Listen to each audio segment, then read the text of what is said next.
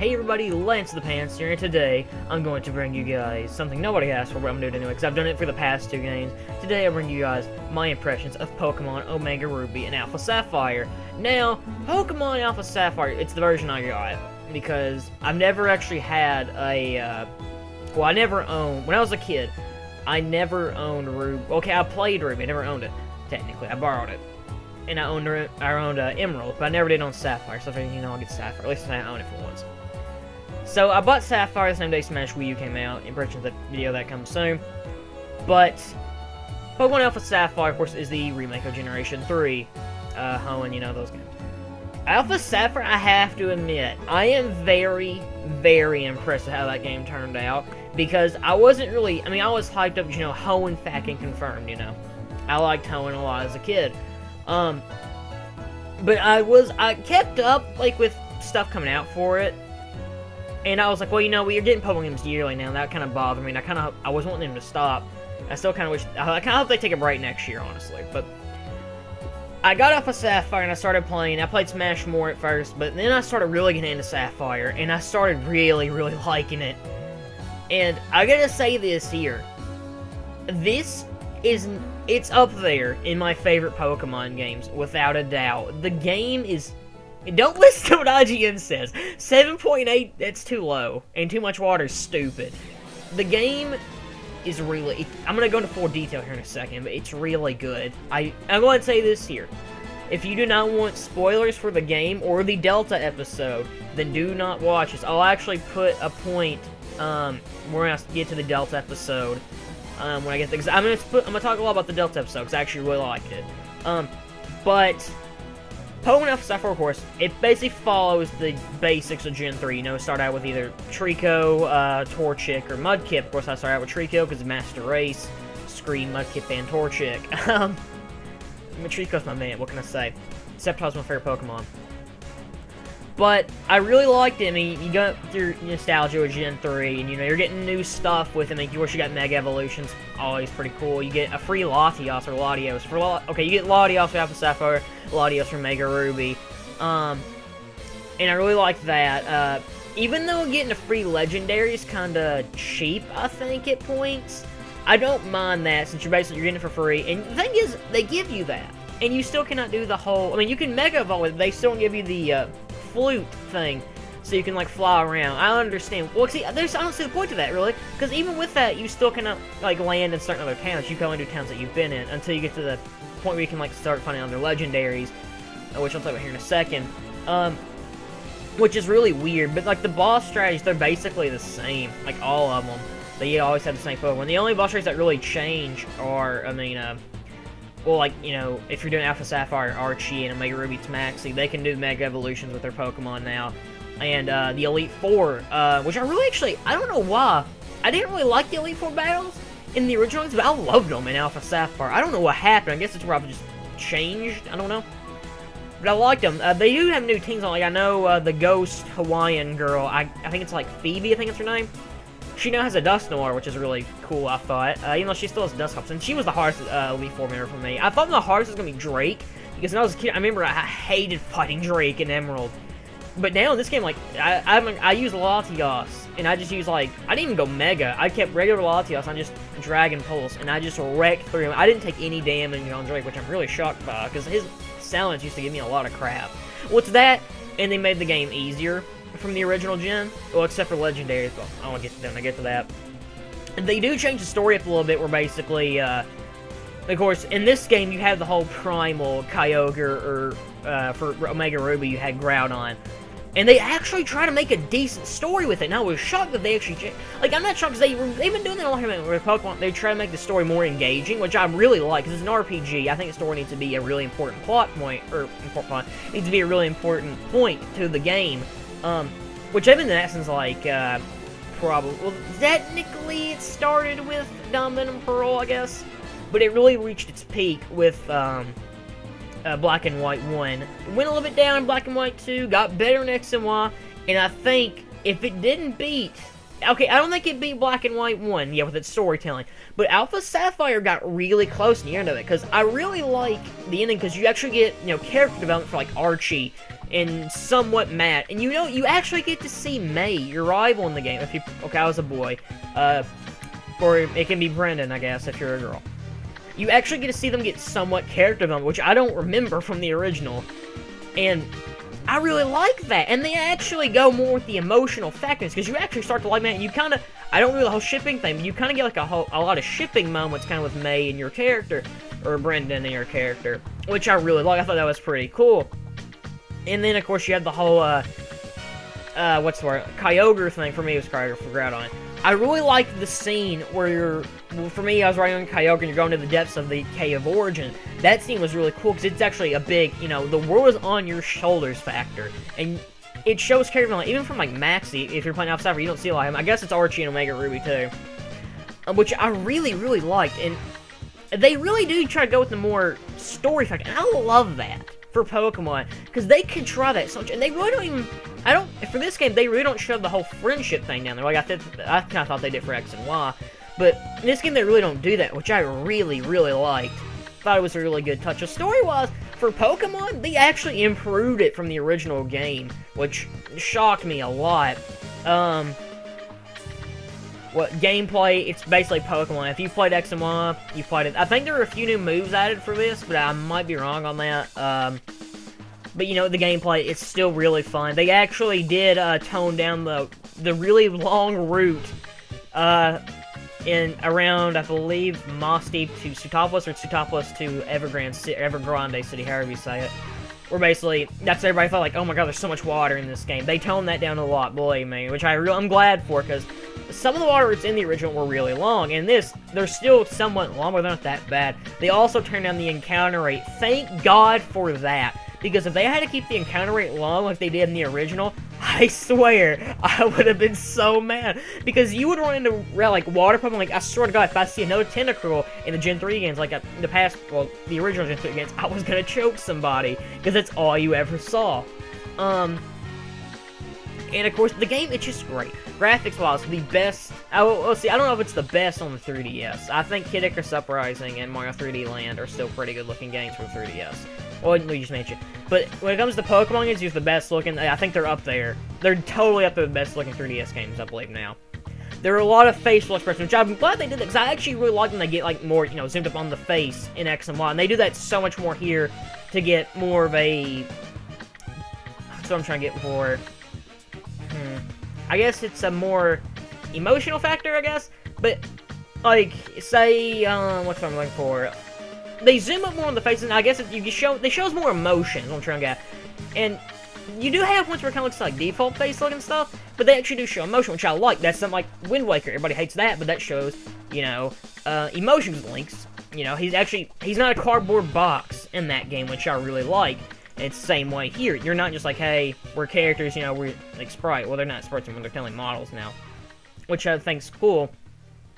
New design-wise, though, a lot of people really hated the new designs for, like, say, you know, like May and Brendan and Archie. Maxie, I don't think anybody really cared about that, because he's not really the same, but I think he looks cool still.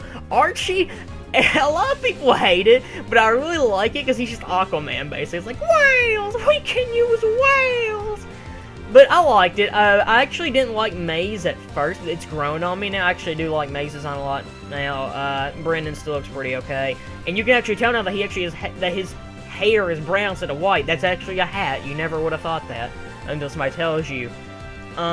Music-wise, it's amazing. It's Pokemon. People can hate Gen 3's OST as much as they want. I love it to death. The trumpets, yeah, it's basically Trumpet Simulator 2014, but I liked it. The Primal Kyogre theme was really good. The Xenia theme, or the Xenia battle theme, or I think it's Xenia or Xenia, I think it's how you say it. Her battle theme is amazing. It's like something like composed by Yoko Shimura, which is the person who composes the Kingdom Hearts and Mario & Luigi RPG series. It's amazing. But the Xenia themes, oh my god, that's actually, it may be my favorite Pokemon theme now. It may have beat Versus Lance / Red now, so it may be my favorite theme. I'm still not sure, I gotta let it process a little more. But, you know, the Kyogre theme, a lot of the root music's really good. The music in this game is amazing. I love Gen 3's music to death. Now, right now I'm gonna get into spoiler territory with the whole, Delta episode, So if you haven't seen the Delta episode, or you don't want to get spoiled, then skip to a certain point. Hopefully I'll put an annotation somewhere, or like a little thing to skip here, and then I'll put an annotation over that. But the Delta episode, which I was say it's the best post game they have ever done. Black and White 2's post game is really good, but it's the thing is that it's not a story in that. I mean, it's telling there's a story, but there's not much of a story. The Delta episode, if that could have got expanded a little more, that could have been its own game. There's no, like, they could have put that, like, at Pokemon Coliseum and, like, XDR, that legit, the Delta episode could have been its own game, and I like that. It basically felt like a mini story arc, which I really, really like. Of course, it's focused on Xenia. Xenia was a great character. She's freaky, and she's weird, but I like her. She actually may be my favorite character in the entire series, next to Mirror B. You cannot top Mirror B. Mirror B is the greatest Pokemon character of all time. No, Xenia's close, though. Xenia, she's mostly a Dragon-type trainer, and at first, you kept seeing her, she had, like, the whole, like, garb on, like, the... I don't want to call it turban. It's not a turban, but... I don't know what to call it, that thing she has on the back of her. It reminded me of Az, so for a long time, it's like, is it Az's kid, or like not an ancestor, but the thing, you know what I'm talking about. One of his, like, great something grandchildren. But, descendant, there you go. So I can't think of that, but you find out she's like a Dracolid, or Draconid, I don't know how you call it, what it was now, but... And you find out basically she has to summon Rayquaza, and I really liked it, because Rayquaza's Mega Evolution's awesome. It's really OP, but it's cool looking. But... you see all of that, and you learn more about Xenia, and you kind of like, she's kind of messed up in the head, and she's just kind of trapped, like, basically, the world is on her shoulders, and she's just terrified of what to do, and I really liked it. I thought she was a cool character for the little bit of time you get to spend with her. Basically, the Delta episode, though, story-wise, is, you know, Xenia's going around, she's collecting, keystones, which basically makes you Mega Evolve. But the thing is, the reason she's doing it is because there's a huge asteroid coming down to basically hit Teutopolis City in the world, basically, in general, but... So you and Steven basically have to stop that, and it was a cool idea, the asteroid, I really liked it, and it gets a big payoff at the end of it, but, I'm trying to put this... It was just really cool. Some of the parts really felt like padding, like, especially like the Team Aqua stuff, or Team Magma, technically, for Mega Ruby. I didn't really like all of that. I thought some of that was just, you know, it's padding. It's like, okay, we gotta make this a little bit longer. If they could've got rid of that and put some more stuff in it, though, that could've been really cool. But when you get to the point where you go up to Sky Pillar to fight... Well, you have to fight Wallace before that.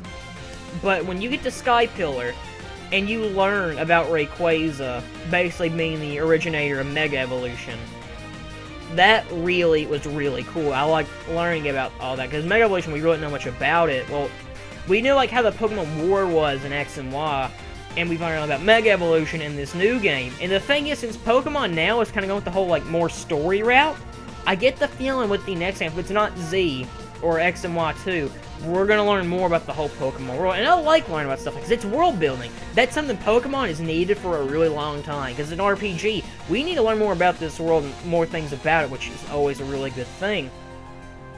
But I really liked it, and I want to see them do more like this. But when you get to Rayquaza, you pretty much see, I mean, you learn about, like, Mega Evolution, you learn more about Xenia and her family, or clan, whatever you want to call it. Her tribe, basically.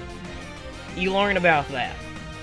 Then, of course, you battle Rayquaza, you catch him.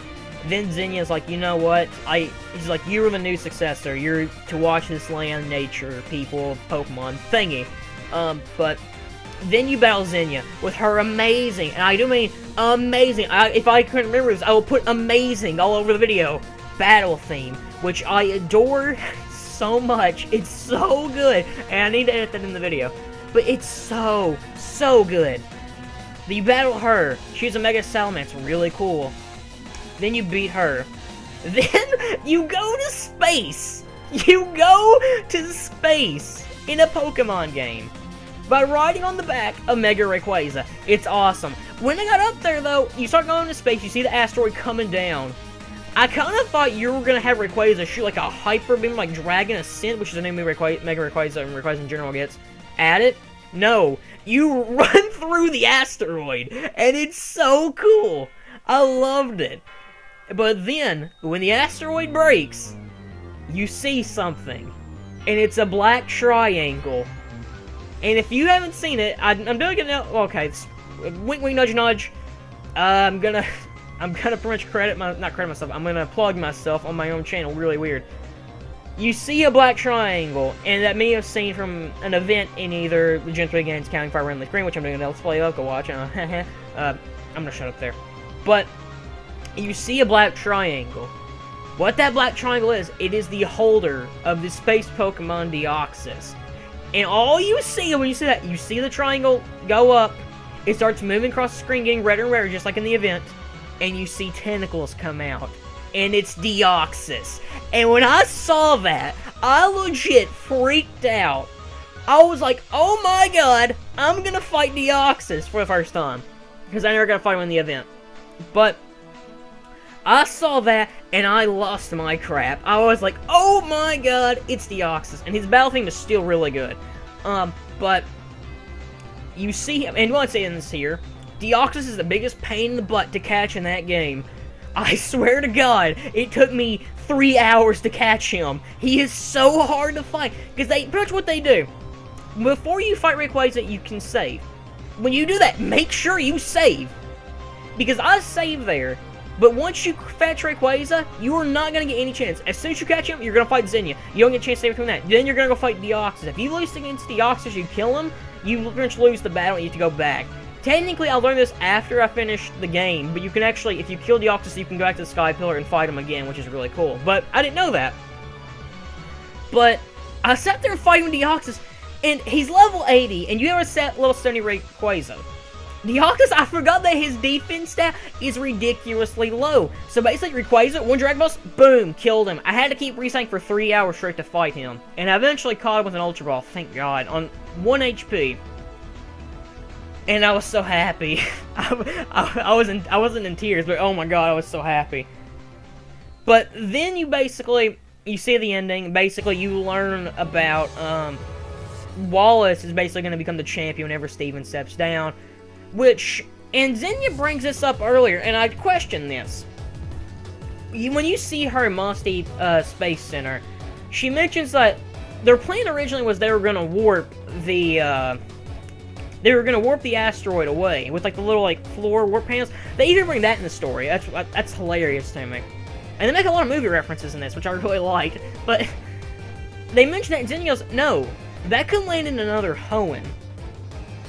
And you see throughout the game on your Pokénav, when you get keeping calls from Steven on your Pokénav, that it's certain versions of the Pokénav. But we know in the original game, you always got calls no matter what.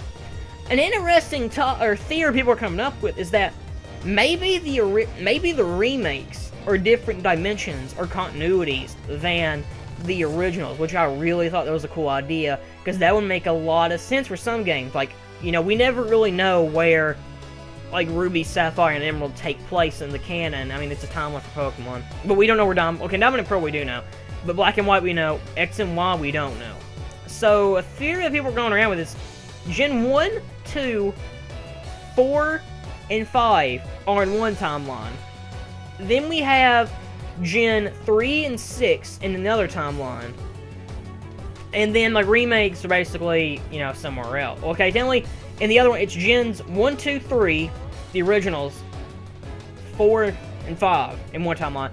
The remakes of Mega Ruby Alpha Sapphire, X and Y, and then the other, we don't know. So what I'm thinking they're gonna do is they kind of switch timelines now. So basically, we have a Zelda thing now, where we have different timelines. So I'm wondering if Pokemon Gen 7 or X or Y, 2 or Z, well, they'll be in that. But it's interesting, and the Delta episode is totally cool, and they also bring back, well, this is for the main story, they actually bring back the battle after the credits where you fight May with her Mega Evolution, which for me was a Blaziken.